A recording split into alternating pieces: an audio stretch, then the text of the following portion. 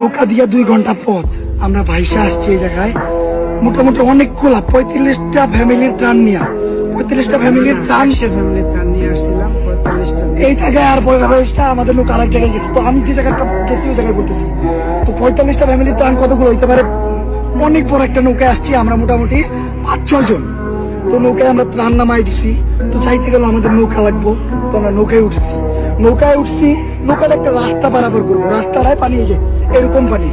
আমরা মানবতা দেখাইলাম যে ভাই আমরা নামি, আপনি এই রাস্তাটা পার করেন। নৌকা ওই আনার সময় আমাদের অনেক কথা কইতেছিল, মানে ওনার ব্যবহারই ছিল অন্যরকম, কেমন জানি, মানে ওনার ব্যবহার অন্যরকম। উনি ত্রাণ নিব না, মানে উনি অন্য কোনো টিপ মারবে, এরকম ওনার চিন্তা ভাবনা। তো আমরা চিন্তা করলাম যে এইটুকু রাস্তা আমরা একটু ওনার রাস্তায় আমরা সুন্দর করে পার করতে দিলাম। আমরা সবাই নেমে গেলাম যাতে নৌকাটা হালকা নৌকাটা পার করতে পারে। উনি নৌকাটা পার করে আমাকে ছুঁয়ে গেল গা।